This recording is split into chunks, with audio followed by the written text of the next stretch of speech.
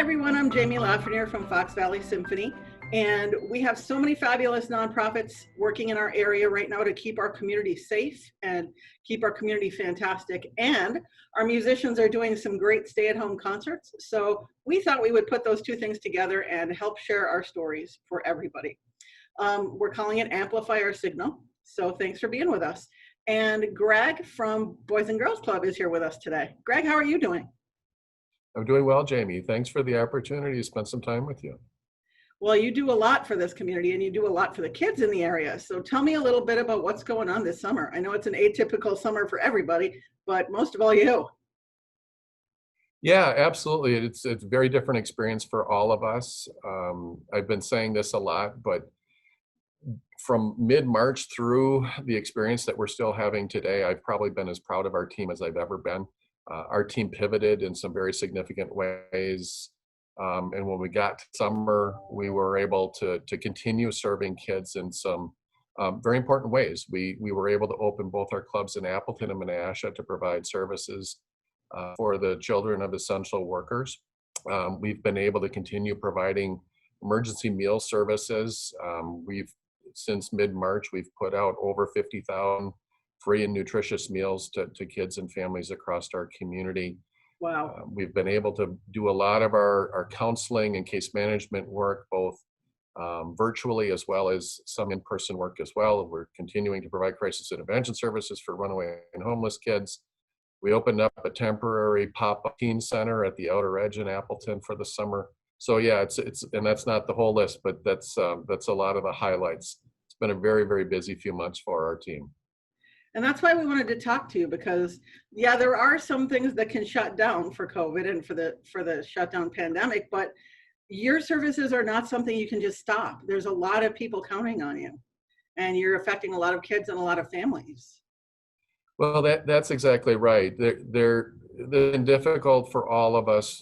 Again, we all know that, but there are some things that we couldn't stop doing because the need was great. When we got to mid-March and everything had to start shutting down, one of the things that not just us but others too started talking about really, really quickly under the leadership of Theta Care was how do we support our healthcare workers who are doing such vital and important work right now? And so we needed to create a way to allow their children to be taken care of so they could do their really important work. We couldn't say, well, those kids will just have to be at home.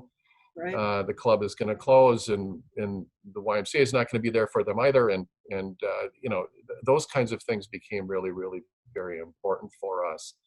On top of that, of course, there's an economic impact here that's significant. And so those families that we typically serve, who often have lots of issues around hunger and security, that became a bigger population. And so obviously kids can't, they're not going to be well if they can't have decent meals. And so that became really, really important. We found ways to do those things, by the way, in as safe a way as possible from a COVID-19 perspective. So our food service program, just to give you a quick example, that's pretty much a touchless service. We have tables set out, we put the food out, the families drive up, grab their food. We have a conversation, of course, but it's a safe way to get the food into the hands of the people that need us most. And when it comes to providing in-person services for the children of essential workers, particularly those of healthcare workers, it's about limiting the numbers, going to maybe no more than 8 or 9 kids in a room at a time.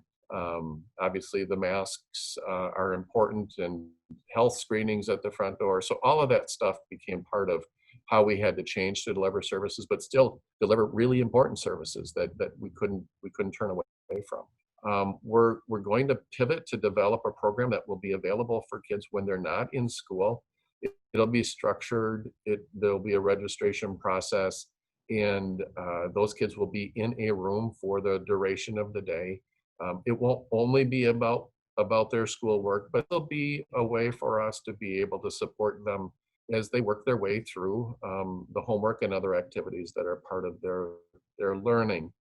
One of the things that we learned from the sort of mid-March through May balance of the school year was our school districts did an amazing job of pivoting really quickly. There's that word again, needing to turn things around on a dime, to develop a distance learning model. And they did a great job with that. But one of the things that was also learned as part of that experience was that some kids did really well with that, but it was not true for all students. Some students really struggled to stay engaged. Some students don't have the internet access, stable internet access that they need in order to stay engaged.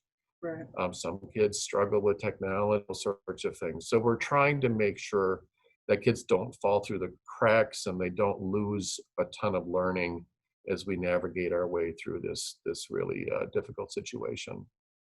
And that's why I really wanted to talk to you today too, is because I don't think a lot of people in the community realize how you supplement everything that's going on. It's not just, somewhere to go for them to hang out and play, but it's really critical things like distance learning and internet and meal service. So I think it's really important to share those stories. You do a lot. Well, our team does do a lot, and I appreciate that. We, of course, are a place where we hope kids have fun. They will. But we, that kind of, that has to come first. But our team does do an awful lot, from mental and behavioral health services to educational support to nutrition programming to career readiness programs and STEM-based programming. It's a pretty long list. And what we're really trying to do is create a bridge to opportunity for kids who would otherwise go without. That's our particular niche, is to make sure that this community provides a way forward for kids who might otherwise not have those opportunities. We're trying to eliminate the opportunity gap is one way of looking at it. That's our role in this community. And it's a wonderful role, and it's a necessary role. So thank you for all that you're doing. So very most importantly, how many people do you have on your team making all this magic happen? Yeah, that's a really great question. We actually have been needed, to be quite honest, to stay pretty much fully staffed. So right now there's about 130, 135 people on our team. It's become a much more expensive way for us to serve kids because of the ways that we've had to limit the number of kids, but couldn't obviously close rooms. Otherwise, we couldn't have kids in there. So we still have our full complement of team members. And that's broken up, by the way. Roughly half of those folks are full-time individuals and the other half are part-time. But even so, I mean, you think about 130 people doing all of that for so many families. It's a lot. That's a lot to do. We employ some of the best people this community has to offer. They're really, they lead with their heart. They're here for the right reasons. They care deeply about kids and families. They care deeply about this community, and they're willing to go to whatever ends it takes in order to make the difference that our kids need. That's what makes this area such a great place. And that's really why we wanted to highlight so many nonprofits, because without all of these people doing this work, our community wouldn't be what it is. And we're also proud to be a part of it. So speaking of community, this is really important. How can we help you? What can we do for the Boys and Girls Club to help right now? Well, I appreciate that question a lot. I think one very simple thing that everybody can do, and it's just a matter of thinking about the disproportionate impact that this situation may be having on some of our kids and our families in our community. We are very concerned about the long-term implications of extended learning loss. We're very concerned about the chronic stress that many of our young people are experiencing. In some measure, all of our young people are experiencing. And we'd like the community to keep in mind that there's different levels of resiliency that are part of different kids' lives. It's absolutely essential that we support those kids who may not have the home environment that we would want for all of them, who may not have all of the supports that are part of their life. And this is going to and has already had a very significant impact on them. So keeping that in mind, what we specifically as an organization could use from folks is obviously, like every nonprofit right now, finances are a challenge. We've had to cancel our two largest fundraisers of the year, or cancel one of them, and probably, to be quite honest, going to need to cancel the other one. So finances are a challenge for us right now. So there's always that. Yeah. But we certainly can also use in-kind donations.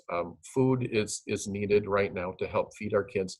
We do have the ability to put a full nutritional meal in front of kids, but what's a struggle for us from time to time is fresh produce. You know, fruit and vegetables are things that we could put into bags and hand out to families alongside the prepackaged meals that we're giving out in the evening, for example. So that'd be a relatively straightforward and easy way for people to help us out too right now. Do they need to contact someone for that? Do they just drop it off? What would you like them to do?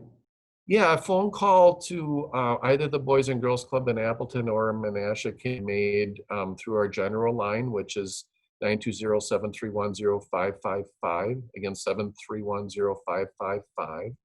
And just let the person who answers the phone know that you'd like to talk to somebody about bringing some fresh produce by, and they'll connect you with the right individuals.